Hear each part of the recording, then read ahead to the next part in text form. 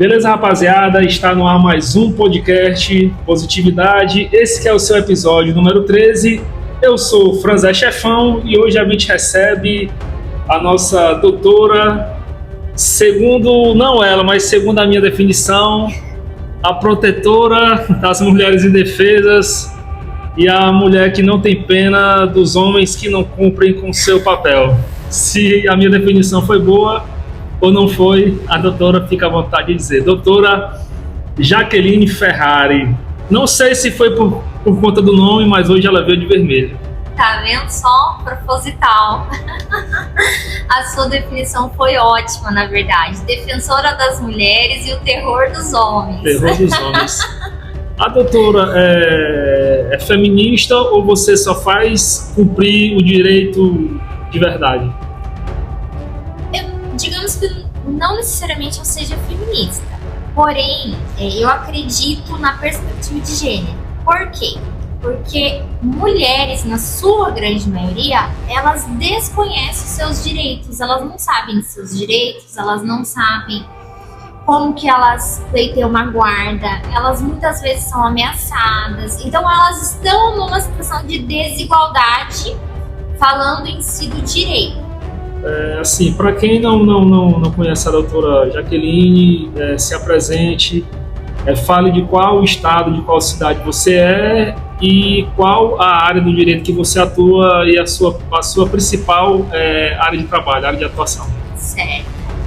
Eu sou Jaqueline Ferrari, represento o Bessa e Souza Advogados, aqui de Fortaleza. Porém, eu já rodei, digamos que já rodei o Brasil, porque eu já trabalhei 5 anos em Santa Catarina, aí fui para São Paulo e agora a gente veio desbravar Fortaleza. Por quê? Porque a área que eu atuo é com mulheres, com empresárias e principalmente na área de família e sucessões dentro do Bessa Advogados. Então, o que isso quer dizer? Que aquela mulher que ela quer defender seu patrimônio, defender a sua família, os seus filhos, discutir um divórcio, o que ela tem direito, o que ela construiu durante a vida dela, ou se algum membro da família dela faleceu, ela não sabe o que fazer, ela está perdida, ela vai me procurar. Qual o estado que a doutora nasceu? Eu nasci em São Paulo, Mairink, mas não... Qual cidade? É Mairink. Mairink? Mairink. Mas digamos que eu sou de Santa Catarina, porque eu só nasci lá. Eu digo que eu e minha gêmea fomos só concebidas lá em Mairink. Só pedir pro pessoal que está assistindo a gente, o pessoal se inscrever lá no canal Podcast Positividade no YouTube e seguir a gente no Instagram, Podcast Positividade. A doutora só recebe causa de mulher ou também recebe causa de homem? Certo. Eu digo o seguinte, tá? O escritório em si, o Bessa e Souza, trabalha para empresários, tanto na área de contabilidade, fiscal e advocacia que eu abri, e também atende homens empresários nessas áreas. Porém, o que chega para mim, em razão de eu ter escolhido essa perspectiva de atender mulheres em si, é na sua grande maioria mulheres. Já atendi homens? Sim, eu já atendi 2 casos na minha vida de homens. Quais eram eles? Quando esses homens cumpriram o seu dever. Eles cumpriram e as mulheres que não estavam cumprindo. Exato, que é quase que eu vi no número. Eu vi no seu Instagram que a doutora faz um casal no início de relacionamento, namoro. Existe esse contrato? Um contrato de namoro? Um contrato de namoro. Sim, existe. E ele é muito recomendado, na verdade. Pense antes 2 vezes de você iniciar um relacionamento. Aí eu vou te explicar o porquê, tá? O que acontece? Quando o casal começa a namorar, eles não estão ainda maduros o suficiente para pensar na constituição de uma família.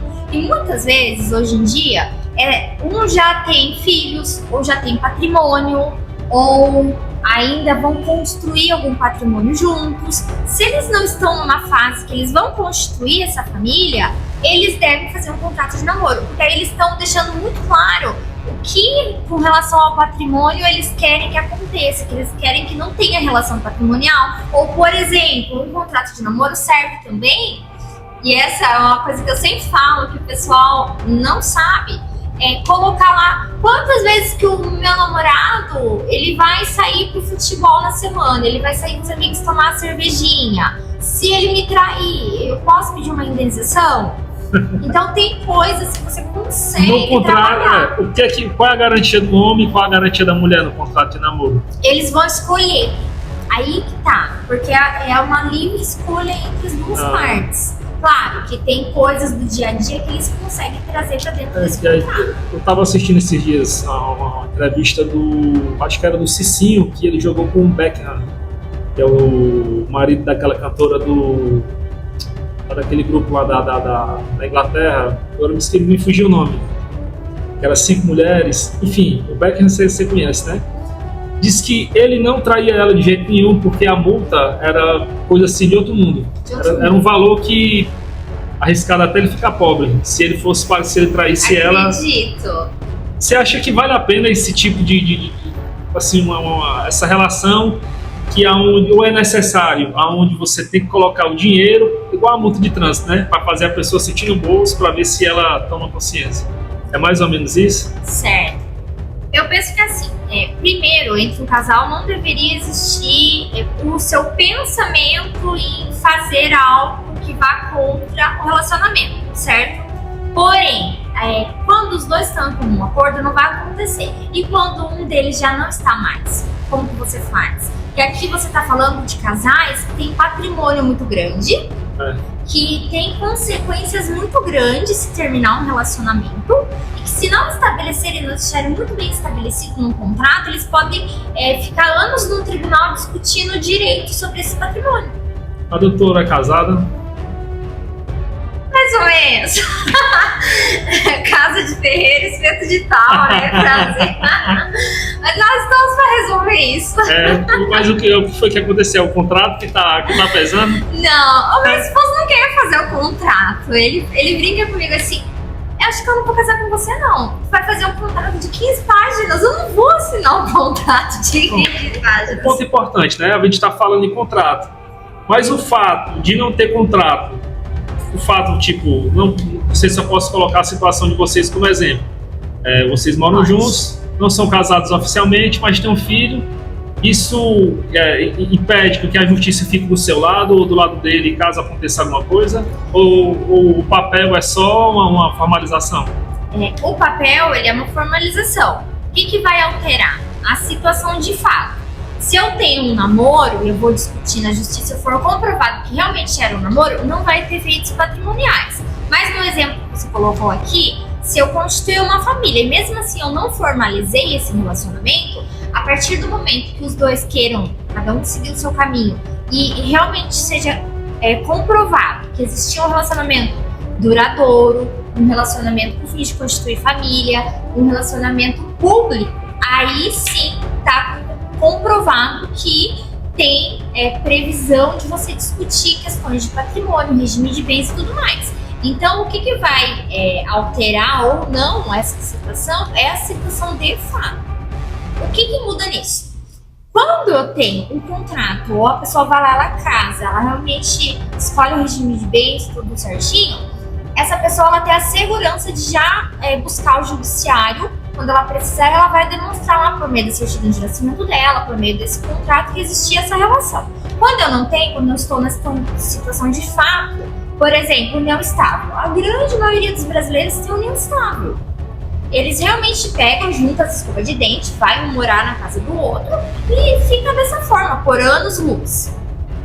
Então, quando isso acontece, se um dos dois falecer ou se eles terminarem, eles têm que comprovar que eles tinham um relacionamento que realmente era uma união estável para poder ter efeitos patrimoniais jurídicos. Hoje, com essa questão de rede social, com celular, aumentou os números de processos ou não? Porque assim, antes, um exemplo, eu poderia, se não só um comparativo, vamos supor, a doutora é minha namorada, a gente sai para todo canto, eu vou lá, sou casado, já tenho um filho, eu vou lá na mãe da doutora e diz, não, eu sou um rapaz solteiro.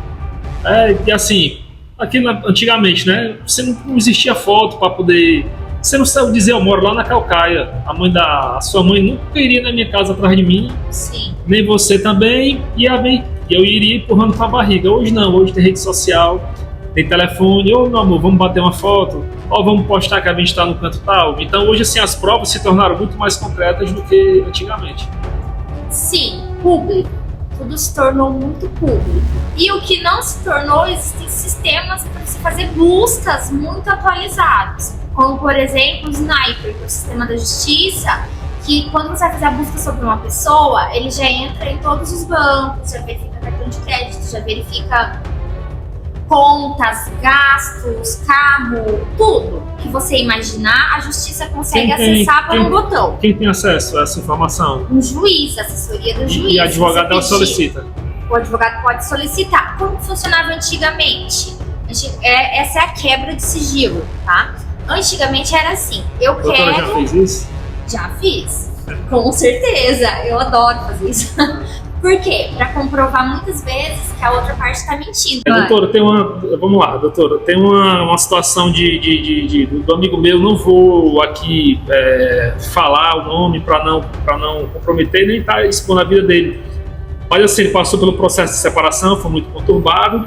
E era sempre assim, a ex-esposa sempre querendo mais e mais, até que numa audiência do juiz, o juiz falou que a obrigação perante o filho era dos dois, não era só dele. Porque ela tratava como se tudo fosse ele que tivesse que dar. Ele que tivesse que bancar, que tivesse que tirar do bolso dele, A obrigação de pai era só dele, que a obrigação financeira de mãe ela não teria, porque ele como pai ele teria que cumprir a dele e cumprir a dela. E aí o juiz disse não, a obrigação é dos dois. Certo. Posso dizer a minha opinião? Pode. Como profissional e como mulher, tá?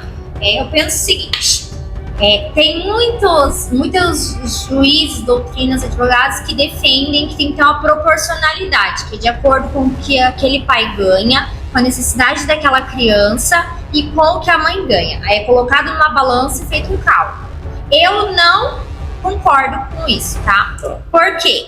Porque a mulher, muitas vezes, ela que vai ficar com o filho, ela que vai fazer o trabalho, no caso, braçal, intelectual, que muitas vezes esse homem, ele sai de casa, ele passa a não dar mais a educação pro filho, ele raramente vem visitar. A mulher, ela meio que fica com tudo, certo? Então, eu defendo o seguinte, se eu tenho a despesa X de uma criança, 70% tem que ser arcado pelo pai e os outros 30% pela mãe. Porque a outra parte que eu tô falando aqui dessa porcentagem, ela já tá arcando, não financeiramente, mas com todo o trabalho dela, com todo o cuidado, com a educação, com levar na escola, com tá acordando de madrugada levando o filho pro hospital, com tudo isso. Porque, vamos lá, existem pais bons que estão o tempo todo presentes na vida do filho? Existem.